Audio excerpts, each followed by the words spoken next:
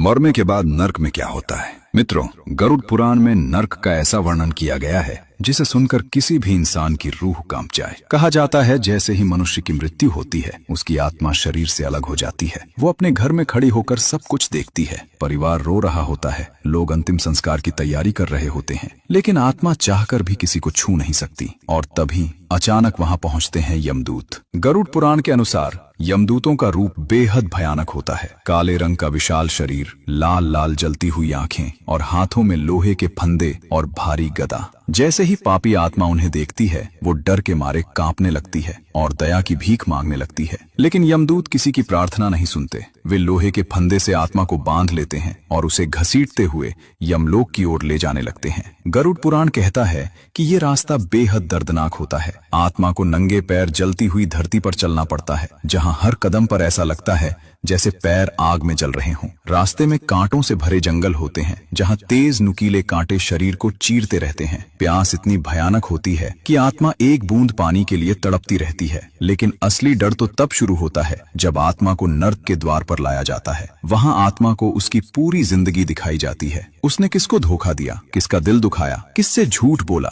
सब कुछ। और फिर शुरू होती है नर्क की भयानक सजा। गरुड़ पुराण बताता है कुछ पापियों को जलती हुई आग में डाल दिया जाता है, कुछ को उबलते तेल के कड़ाह में फेंक दिया जाता है और कुछ को तेज धार वाले हथियारों से भरे रास्ते पर दौड़ाया जाता है। वहां दर्द इतना भयानक होता है कि आत्मा चीख चीख कर दया की भीख मांगती है। उस समय आत्मा को अपने हर पाप याद आते हैं और वो रोते हुए सिर्फ एक ही बात कहती है, काश मैंने जिंदगी में पाप न किए होते। मित्रों, गरुड़ पुराण हमें डराने के लिए नहीं बल्कि सचेत करने के लिए ये सब बताता है। इसलिए आज से ही कोशिश करें किसी का दिल न दुखाएं, किसी के साथ अन्याय न करें और जितना हो सके अच्छे कर्म करें। क्योंकि याद रखिए, मृत्यु के बाद इंसान के साथ उसका धन नहीं, सिर्फ उसके कर्म ही जाते हैं। भगवान श्री हरि विष्णु के लिए वीडियो को लाइक शेयर जरूर करें।